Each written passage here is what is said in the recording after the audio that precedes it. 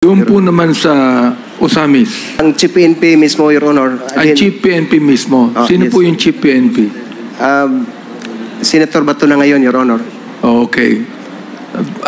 Ito po bang pagkakalagay sa inyo sa Osamis ay mayroong basbas ng Pangulo ng Pilipinas, ng dating Pangulo? Nung una, Your Honor, I talked directly to the Chief PNP, General Bato de la Rosa. Then, right after, yung presidente na mismo, ang kausap ko. So, meron pong basbas ng Pangulo yan? Yes, Your Honor.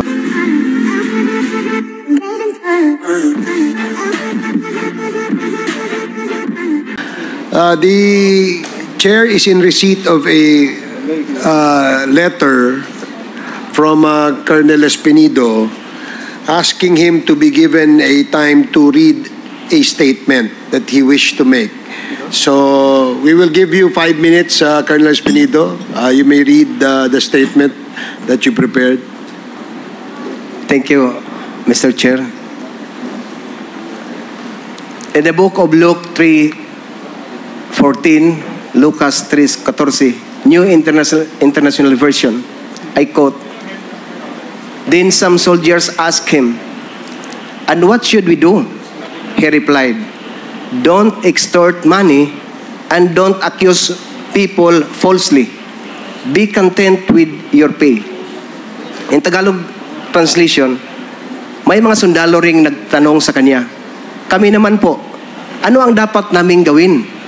At sinagot niya sila, "Huwag kayong mangingikil sa mga tao at huwag kayong magpaparatang ng hindi totoo. Makontento kayo sa mga sahod ninyo." Magandang hapon po sa lahat. Nais ko pong linawin ang aking naging pahayag sa Quad Committee kung saan sinabi ko na ang PNP ang pinakamalaking sindikato ng krimen sa ating bansa. Dapat ipaliwanag ang pagkakaiba sa pagitan ng PNP bilang isang institusyon at ng mga eskalawag sa loob ng PNP. I repeatedly expound in my last Quad Committee hearing. Mahal ko ang PNP. I love the PNP organization na aking pinagsilbihan sa loob ng 28 taon, 28 years. Kaya't nagpakasakripisyo ako. Ang aking serbisyo sa organisasyon ay ang kabuhayan ng aking pamilya. Humingi ako ng paumanhin kung ang aking pahayag noong ika-28 ng August 2024 ay nagdulot ng kontrobersiya dahil sa maling interpretasyon. Ang layunin ko sa pagtestigo sa harap ng Kongreso ay hindi upang ilagay sa kahihiyan ang organisasyon, kundi ipaalala sa mga nagsisilbi, mga opisyal at mga hindi opisyal ang kanilang sinumpaang tungkulin na maglingkod ng may sigasig, dignidad at integridad. Humingi din ako ng paumanhin sa mga opisyal na nagsilbi ng may sigasig at pagmamahal sa mga retiradong empleyado ng PNP na nagkaroon ng lakas ng loob na magsalita para sa tama at sa kanilang mga pamilya. Nais kong bigyang diin na hindi ko kailanman intensyon na magduda o magdulot ng pinsala sa dangal ng Philippine National Police. Bilang isang organisasyon, lalo na't ako'y nagsisikap na mamuhay ayon sa mga marangal na prinsipyo na kanilang kinakatawan. Ayon sa aking paglilinaw, sa panahon ng aking pagtestigo sa nasabing pagdinig, ang tinutukoy ko ay ang mga kasapi nito na nag-abuso sa kanilang autoridad at impluwensya sa anyo ng pagpapatupad ng batas na nagbibigay daan sa patuloy na paglaganap ng droga sa bansa na humahadlang sa pag-unlad ng ating bansa at sumisira sa tiwala ng publiko sa atin, mga nakasuot ng uniforme. Nang buong katapatan, hindi ko layunin akusahan ang mismong institusyon bilang isang sindikato, kundi ang mga aktibong miyembro nito na pinili ang ilagay ang institusyon sa masamang liwanag. Sila ang kumikita sa pamamagitan ng pagprotekta sa interes ng mga kriminal. Imbis na ipagtanggol at protektahan ang bansa at ang ating mamamayan na dapat nating paglingkuran at protektahan. Sila ang bumubuo ng sindikato sa loob ng PNP. 4 lang na halimbawa ko sa lahat na ang member ng PNP na magsasabi ako nandyan ang pinakamalaking organisasyon ng criminal groups. Number 1, 2013, sino ang involved na nangyari ang Ninja Cups? PNP. Evident si PNP itself is the one. Kung natandaan natin yan, ang Ninja Cups, saan yun galing? Pangalawa, yung Korean businessman na kinidnap, pinatay sa loob ng Kampo Krami. Sino naman ang involved? That is PNP EIDG, Anti-Illegal Drugs Group. Member ng PNP, sabihan ko na lang member ng PNP kasi allergy ang PNP kung hindi natin nalagyan ng PNP members. Pangatlo, yung covered up 6.7 million.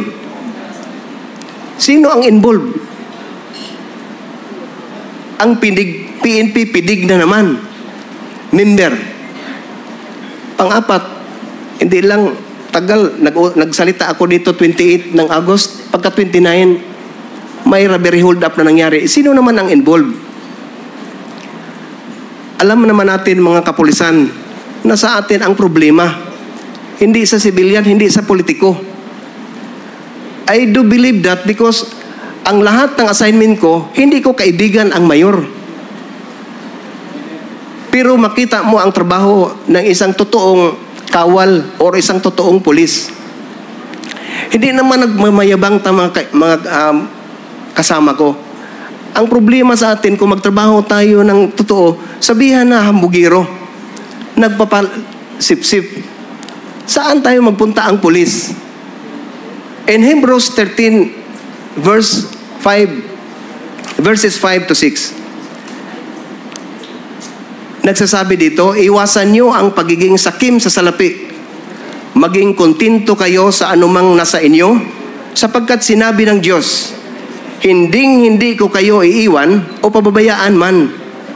Verse 6, kaya buong pagtitiwalang masasabi natin, ang Panginoon ang tumutulong sa akin, kaya hindi ako matatakot.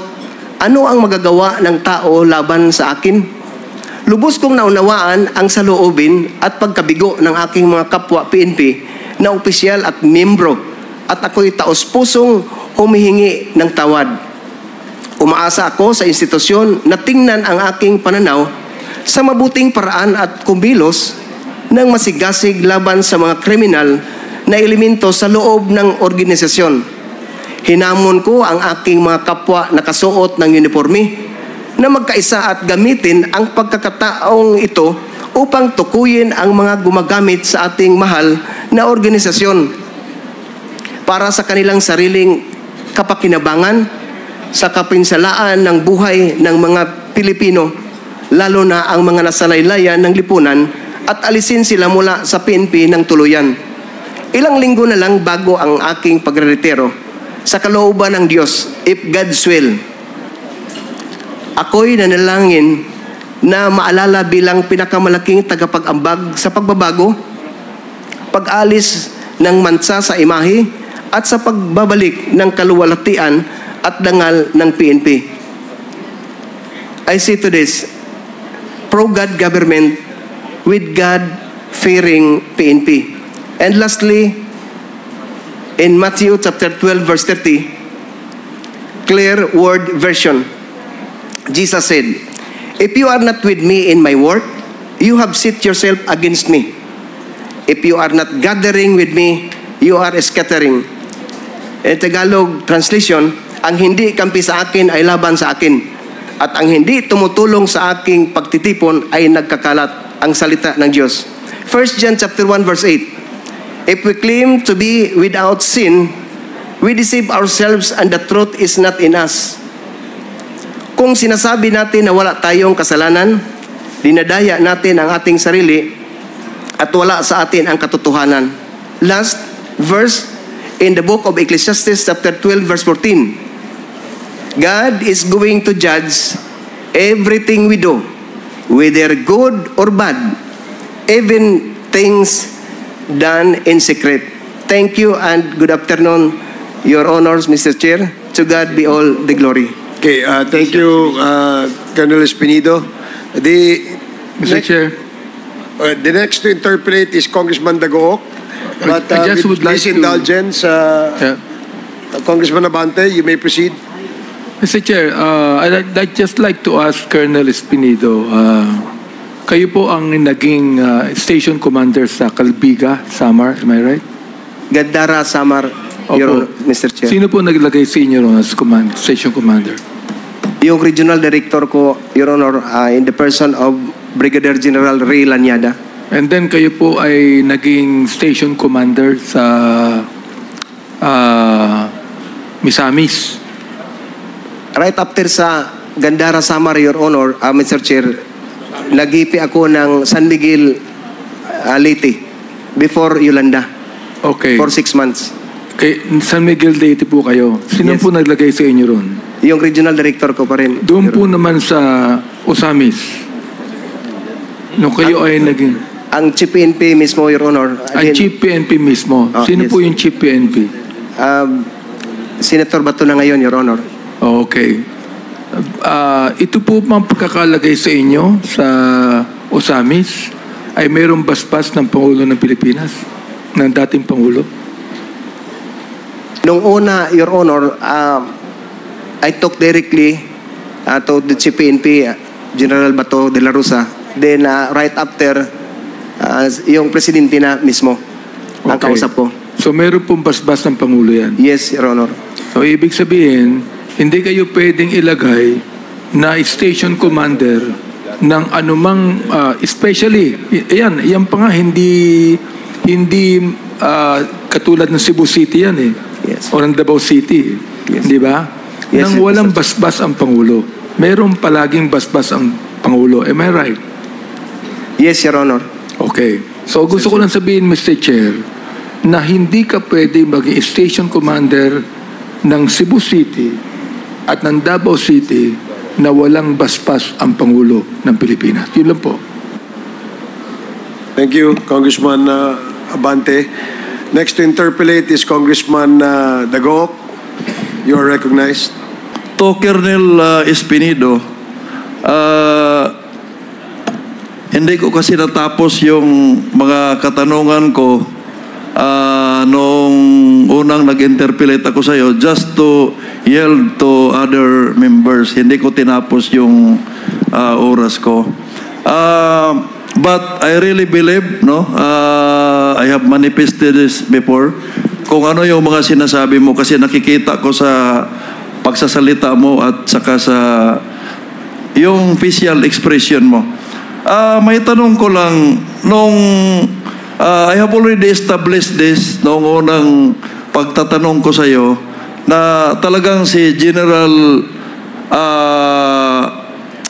Bato, yung General De La Rosa yung kausap mo sa telepono at na-validate mo yon nung nagkita kayo personal sa krami nung nag-report ka na siya yung nag-order na sagot mo na yon. Now, mayroon ka pang isang sinabi dito sa paragraph 4 na hindi ko na tanong na nung tinawagan ka ni former Chief PNP De La Rosa, sinabi niya na you are the only one capable of disbanding the Kerwin Espinosa drug group operating in the area of Albuera. Tama po ba yon? Yes, Your Honor, Mr. Chair. Bakit po nasabi yon sa iyo ni former Chief PNP Bato? Mayroon ka bang previous accomplishments na kagaya nung disbanding of criminal elements na nalaman ni General Bato?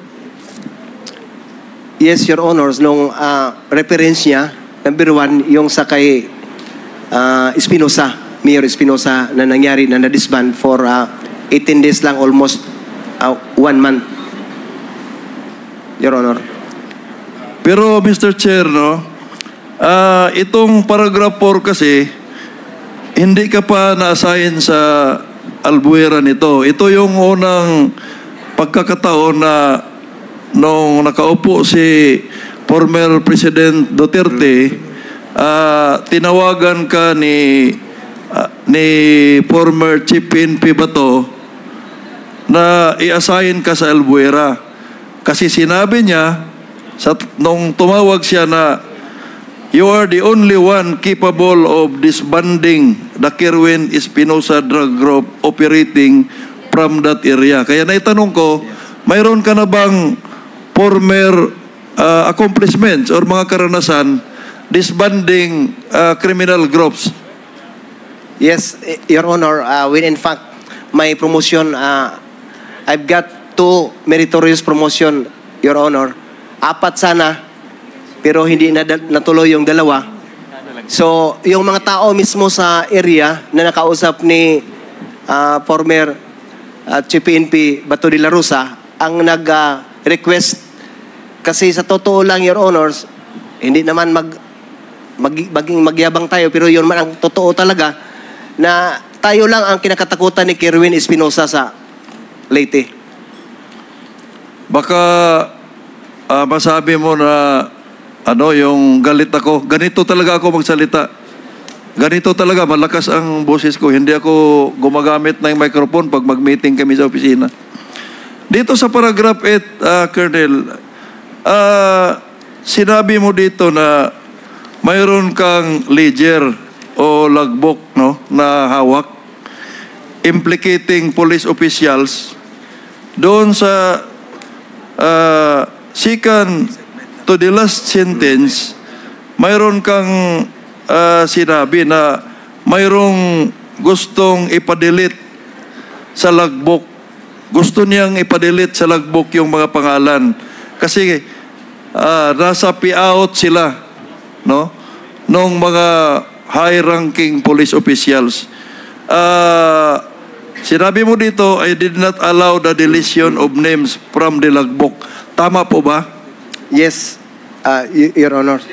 Ang katanungan ko, Mr. Chair, sino po yung nag-utos sa iyo na i-delete yung mga pangalan sa logbook? Your Honor, Mr. Chair, can you allow me not to answer that question? It may be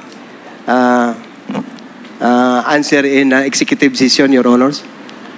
Pero, buhay pa ba yung taong yun? Buhay pa? Buhay pa sila, Your Honor. Nasa active service pa ba ng PNP yung taong nag-utos sa iyo na i-delete? Mga retired na, Your Honors. Retired na. Okay, hindi ko na lang ipilit yun, no? Dito sa paragraph 9, may mga nabanggit ka dito na mga witnesses. Ganon din po ba ang isagot nyo kung tatanungin ko kung sino yung mga witnesses na to? Yes, Your Honors. Pero hindi mo pwedeng isulat.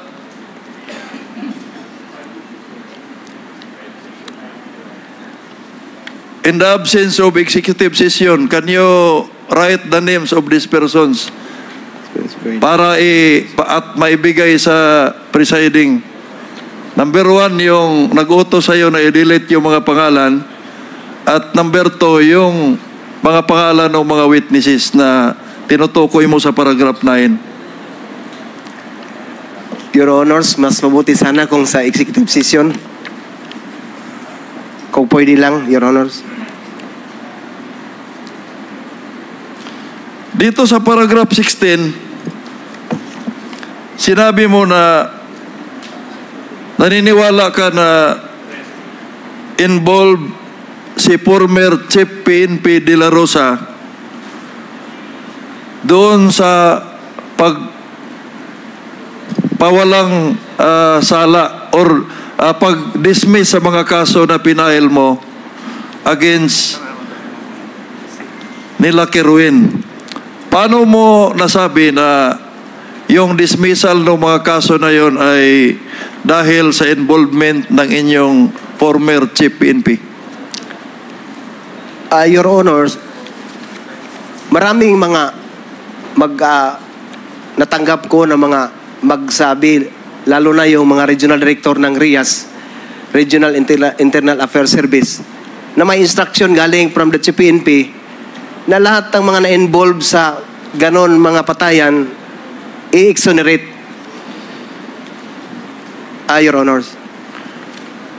Yun bang mga tinutukoy mo na nag-release sa'yo na exonerate yung mga involved sa mga patayan ay active members pa ng PNP ngayon? Mayroon active, Your Honors. Mayroon na rin nag-retire. Retired, Your Honors. So, galing sa kanila, nirelease sa'yo na itong mga tao na to na sa palagay ninyo ay dapat makasuhan ay ipa-exonerate. Yes, Your Honor. At saka tayo nag-file din ng complaint, Your Honor, sa Albuera. 10 uniform force personnel sa National Internal Affairs Service or NIAS at saka 23 uniform personnel sa Regional Internal Affairs Service sa RIAS. Pero sa pag-alam ko, Your Honors, exonerate halos sila lahat. So, dahil doon, ikaw ay naniniwala na totoo yung mga sinabi ng mga higher officers na nagsabi sa iyo na exonerate sila na yung utos na yan ay galing sa Chief PNP. Yes, Your Honor. True. Sa Regional Director mismo ng Region 8, Your Honors, when he gave a result from his investigation, lahat natanong niya yung mga witnesses natin at saka nirecommend niya for dismissal from service. Pero yun man lang ang magdesisyon, ang Regional Director, pinakataas ang Chief PNP, Your Honors. Yung Regional Director na yon ay active service pa o Retired, retired Your na? Honors. Colonel, ano po ba ang kaibahan ng executive para sa iyo? Ano po ba ang kaibahan ng executive session at saka isulat mo yung mga pangalan na hinihingi ng representasyon na to? Kasi napaka-importante po yon. Para at least, kasi ang krusada mo po kasi, malinis yung PNP na pinagsisilbihan mo ng 28 years. At nandyan ka na sa punto na hindi lang step 1 yung ginagawa mo. Para sa akin, kung hanggang step 10 yung malinis natin, nasa step 6 ka na. So, ano po ba ang kaibahan nung executive session na hinihingi mo at isulat lang yung mga pangalan na tinatanong ng representasyong ito? Your Honors, ang kaibahan, number 1, kung dito natin i-mention yan, hindi i-mention. Hindi ko naman sinasabi na i-mention mo dahil naintindihan ko yung posisyon mo. Kaya lang, napaka-importante po yung mga pangalan ng mga tao na yon.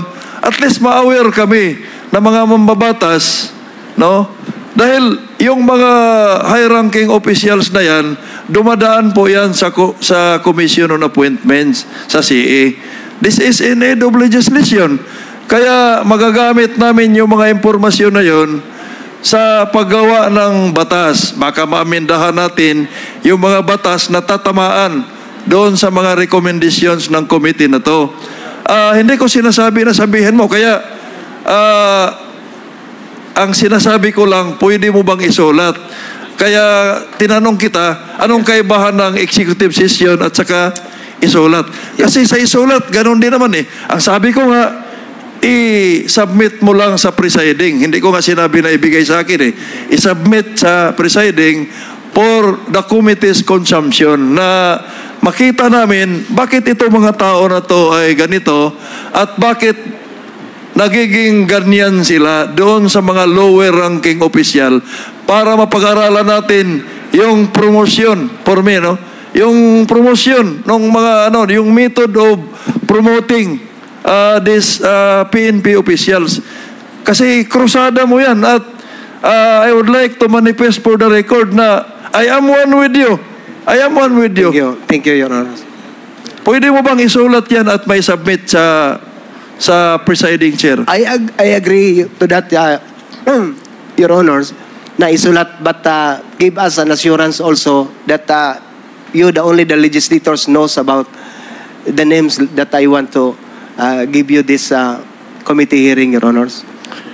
Mr. Chair, the resource person is asking a commitment, an assurance from the committee that the names of these high-ranking officials na tinutukoy niya sa kanyang mga affidavit ay isulat niya at tayo lang ang makakaalam for committee's consumption. To aid us in our committee report recommendation in aid of legislation. Can the chair assured Colonel Espinido on that? Yes, in fact, we are in the process of studying whether the Colonel Espinido would be eligible to become a state witness, and the OJ is presently looking into that. And the committee will definitely recommend in its committee report those witnesses who have appeared before this committee to be given immunity as well, or if they are eligible to become part of the witness protection program of the Department of Justice. Mr. Chair, linawin ko lang, ang hinihingi ko ay isulat ni Colonel Espinido yung mga pangalan na tinatanong ko instead of having an executive session, at is willing provided the committee will assure him na that is only for the consumption of the committee in aid of legislation. Hindi natin i-divulge. Can the chair of the Quadcom commit on that to Colonel Espinido? Well, yes, we can ask him to do that, but if the document that he will submit to us will be included in our committee report, therefore it will become a public record. That is not a document, Mr. Chair, that I am asking. Names of high-ranking officials na, number one, yung nag-utos na huwag i-delete, yung nag-utos na i-delete itong mga pangalan na to doon sa lagbok na hawak niya, at yung mga witnesses, at yung mga high-ranking officials na nag-utos sa kanya na ito ay huwag kasuhan, i-dismiss itong mga kaso nila, which is supposed to be makasuhan yon. Mga pangalan lang, not a document. Well, as I stated earlier, if we receive this list of names from Colonel Espinido, and the committee feels that these people must be held liable, then we will have to include that in our committee report. And if it's included in our committee report, that will now become a public record, and it will be accessible to anyone who wants to see the names of those officers who have been listed by Colonel Espinido. Perhaps what we can do is that we ask Colonel Espinido to submit the names to us, and if we feel that this must be included in our committee report, we will have to inform him that the names that you have given us will now be part of the records of the Quadcom. I understand the position of the chair, but Colonel, again, it is your crusade, to cleanse, the PNP organization from scalawags, and I would like to reiterate my manifestation also that I am with you. Pareho tayo ng direksyon. Kaya kung maaari, no, maibigay mo yung mga pangalan na yon. Anyway, dapat lang naman makasuhan yung dapat makasuhan. Kasi as of now, hindi sila nanagot. It is a crime, no? Alam mo yung obstruction of justice yun. Kaya I agree. I think the position of the chair is fair to Colonel Espinido. Anyway, mga pangalan lang naman yung isulat mo. Then, yung dapat lang naman makasuhan na mayroon tayong in the case of the prosecution na sa tingin natin it will hold water, yun lang naman at ipaalam naman sa'yo. So, can you submit that list to the chair? I will consider that, Your Honors, and I will refer to the chairman of this Quad Committee, Your Honor. Thank you, Colonel. Thank you, Mr. Chair.